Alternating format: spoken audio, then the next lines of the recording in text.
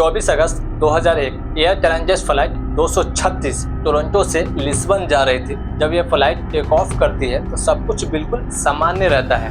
306 लोग अपनी यात्रा का आनंद ले रहे थे, लेकिन किसी को कुछ अंदाजा नहीं था कि कुछ ही देर में उसकी जिंदगी बदलने वाली है। जब फ्लाइट अटलांटिक महासागर के ऊपर थी तभी कॉकपिट में एक वार्निंग आती है, फ्यूल इम्बैलेंस। इसका मतलब होता है एक तरफ का फ्यूल टैंक भर गया हो और दूसरी तरफ का फ्यूल टैंक खाली हो रहा है। इसे ही फ्यूल इम्बैलेंस कहते हैं। पायलट इसे शुरू में एक छोटी सी समस्या समझते थे, लेकिन ये धीरे धीरे पूरे विमान को खत्म कर रहा था। अचानक दाहिना इंजन बंद हो जाता है। यात्री को कुछ समझ में नहीं आता है। कॉकपिट में तनाव बढ़ चुका था। पायलट स्थिति को संभालने की कोशिश करते थे, लेकिन फिर कुछ ही मिनटों बाद बायां इंजन भी बंद हो जाता है। अब विमान के पास कोई पावर नहीं थी। सोचो, इतना बड़ा विमान हवा में सिर्फ एक ग्लाइडर बन चुका था और नीचे था एक गहरी समुंदर।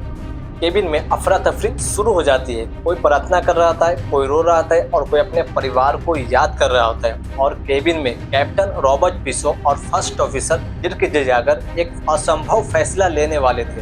उनके पास रास्ते थे, एक गहरी समुद्र में क्रैश या तो एक खतरनाक लैंडिंग।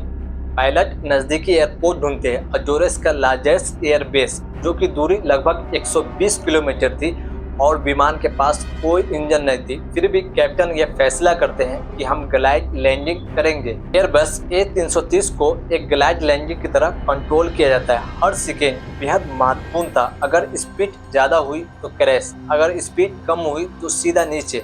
यहाँ पर एक परफेक्ट संतुलन का खेल था और यह खेल जिंदगी और मौत के बीच चल रही थी। आखिरकार रनवे दिखाई देता है, लेकिन समस्या यहाँ पर खत्म नहीं होती है। फ्लाइट के पास कोई इंजन नहीं थी, एक सीमित कंट्रोल था और रात का समय।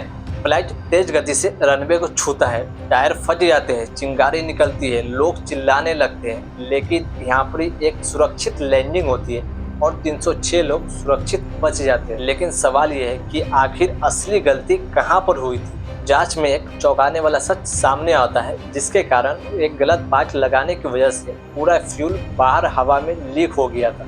एक छोटी सी गलती 306 लोगों की जान ले सकती थी। यह कहानी एक हादसे की नहीं, यह कहानी एक शांत दिमाग और आखिरी पल तक हार न मानने की। अगर पायलट हार मान जाते तो 306 लोग अपनी जान गंवा बैठते।